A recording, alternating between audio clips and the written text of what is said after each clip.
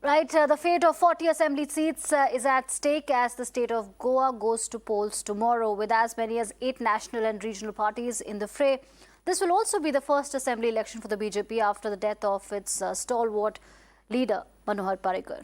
The Congress, on the other hand, is looking to course correct and avoid mistakes of the past. Remember, in 2017, the party was unable to form the government despite emerging as the single largest party in the state with 17 seats.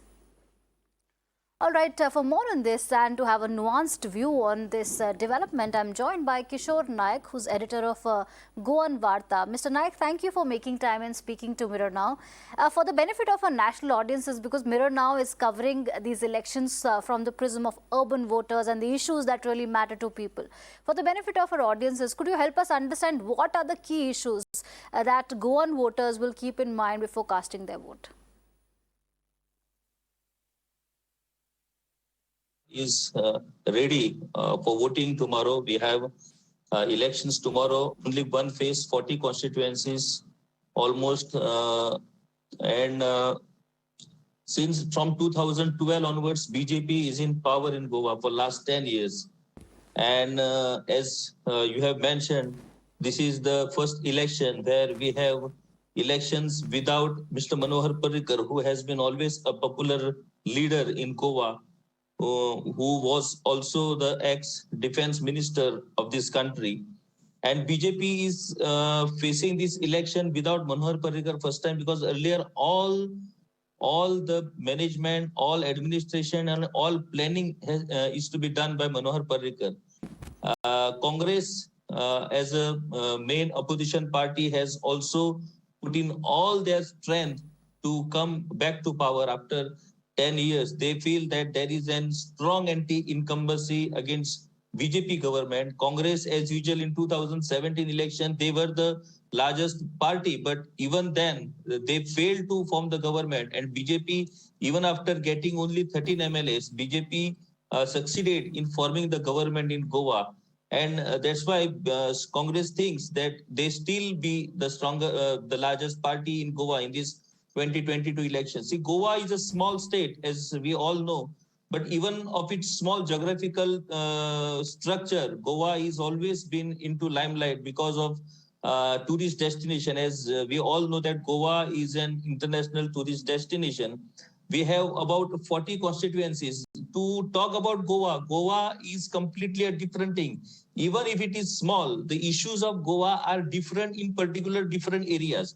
Means if suppose North Goa has certain issues, that issues may not work in South Goa. South Goa has different issues. The main issues of Goa is an cultural identity. The newly formed party, one regional party called Revolutionary Goans Party, they were very active during last 1 to 2 years, considering the flow of migration in Goa due to various reasons, prominently for tourism. They are fearing, Goans people are fearing that they are losing their cultural identity, and they are very keen to support that identity. Even BJP, being the national party, and Congress, they even talk about securing the identity of Goa. Even that issue doesn't remain with only regional parties. That issue has been also taken by the national parties, and they are also giving assurance to the Goan people that they will be the right party to secure the identity of Goa. Of course, unemployment is a major issue here. As we all know, the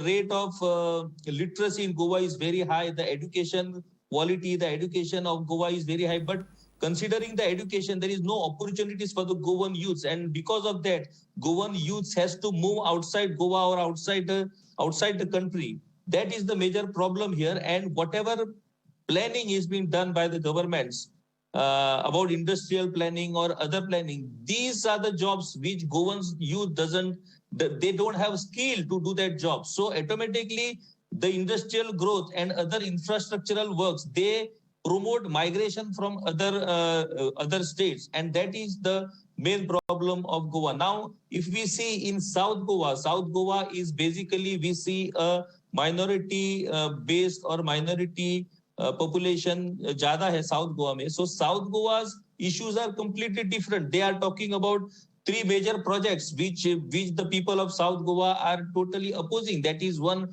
double tracking of a railway. then there is one power project. So they are totally opposing that.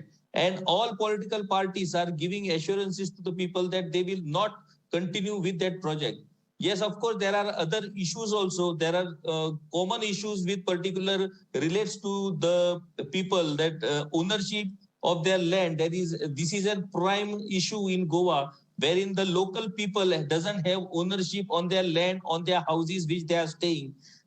Then, of course, environment protection is also a major issue because Goans are very sensitive about the environment, and this is also the issue of Goan.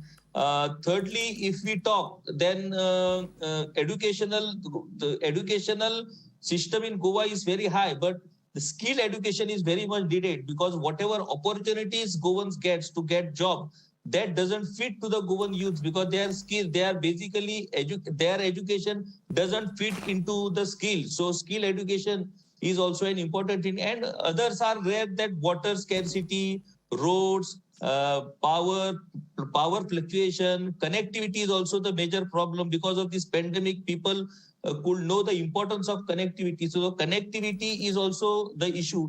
So Goa is basically have different issues. We don't have a common issue which can take the whole electioneering process into one particular section. Every Okay. constituency of Goa has its own issues.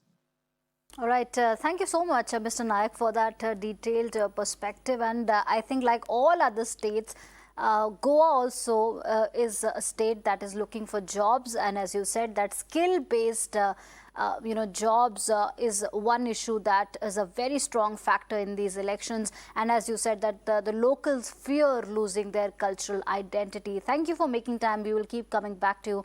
Tomorrow is the day when Goa goes to polls. We'll have to wait and watch what really happens on March 10th.